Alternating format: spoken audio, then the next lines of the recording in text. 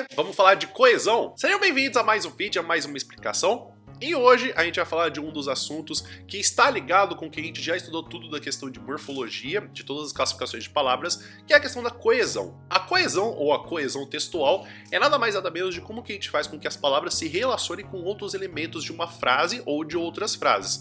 É por isso que geralmente quando a gente está fazendo a questão de escrita, ou que a gente está fazendo a questão de conseguir ler um texto, a gente consegue perceber que um texto ele parece infantil, no sentido de que faltam algumas coisas para poder ligar as informações ou parecer mais fluido o texto. Quando a gente tem essa questão de fluidez, é fazer com que o texto ele soe natural e que as ideias não fiquem se travando. Como por exemplo, se um texto que eu tivesse escrito eu sou Alessandro, e Alessandro é formado em letras, e Alessandro tem 28 anos, e Alessandro joga Pokémon, você perceberia que sempre essa questão da repetição e a falta de uns conectivos atrapalha na questão da fluidez, que você sempre fica travando para ler.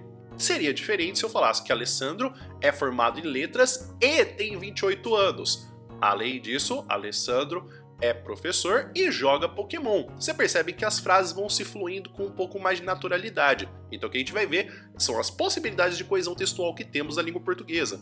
Nesse vídeo eu vou falar mais a questão das palavras e das classificações e qual que é o sentido delas. Eu não vou falar muito de listas e colocar muitos exemplos, então eu vou deixar as listas do que eu tô falando de coesão textual aqui embaixo do vídeo para poder facilitar a sua vida. Então a gente vai falando mais da classificação e de como que a gente tem de coesão textual do que ficar te dando listas e listas de exemplos. A primeira delas que temos de conjunção, que inclusive tem a lista aqui embaixo, a gente vai ter como elas sendo aparecendo com a questão de conectivos. As conjunções, elas ligam elementos que estão conectados em frases diferentes e que elas podem estar ou por subordinação, que um elemento depende de uma outra frase, ou por coordenação, que são elementos independentes de frases.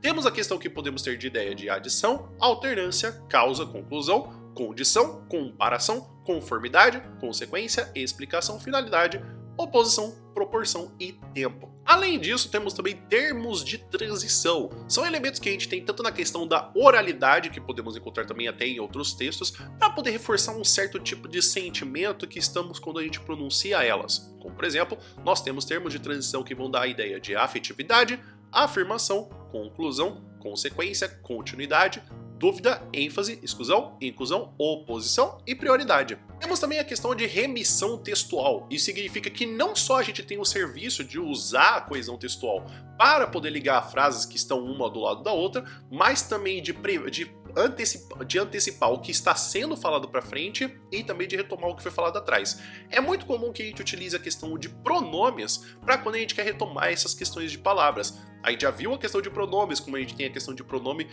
demonstrativo, pronome possessivo, uso de este, esse e aquele, assim como também os pronomes pessoais, em vez de a gente ficar sempre repetindo o nome. Então essas são outras formas que a gente pode fazer de remissão textual, tanto para a gente poder usar elementos de catáfora e anáfora, ou seja, de apresentar informações e de retomar informações. Além dos pronomes, podemos também utilizar até mesmo advérbios, para poder dar a questão de lugar e de situação também, que a gente fala de lugar e tempo, então os usos de aqui, lá, cá, que podem também ser utilizados para isso, e também podemos até mesmo utilizar elipses, que são a questão que a gente tem de omitir algumas informações numa frase porque a gente está retomando alguma coisa. Então, em vez de fazer essa repetição, a gente apenas apresenta elas para poder dar continuidade ao texto e não precisar ficar repetindo algo.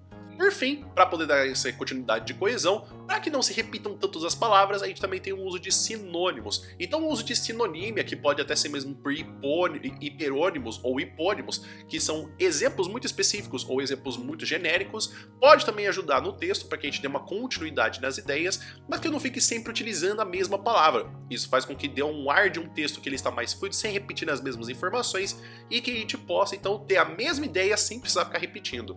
Então é isso, pessoal. Espero que vocês tenham entendido, espero que vocês tenham gostado. Essa questão de coesão textual é uma coisa que a gente ainda vai ver depois ainda em outras aulas, inclusive a lista que eu falei de todas as situações, então como utilizar sinônimos, como utilizar os pronomes, como utilizar também a questão de conjunções, tudo isso eu coloquei em uma lista aqui embaixo para você poder conferir e poder estudar para você poder conseguir ter com mais facilidade. Aqui eu falei mais da situação de classificação para você poder entender, do que falar de todas as situações e ter exemplos que podem mais confundir sua cabeça do que pode te ajudar. Se ficou com alguma dúvida, você quer que eu diga de alguma outra situação em específico em um vídeo falando só sobre essa situação de coesão? Escreve aqui embaixo nos comentários, por gentileza. Inclusive, queria agradecer a todo mundo que está se inscrevendo no canal, deixando curtidas e inclusive comentando sobre o que gostaria de ver nos próximos vídeos. Muito obrigado por esse tipo de retorno. Inclusive, se você quiser continuar estudando tanto a parte de coesão textual como a parte de morfologia, tem mais conteúdo aqui embaixo no meu Drive para você poder acessar de graça.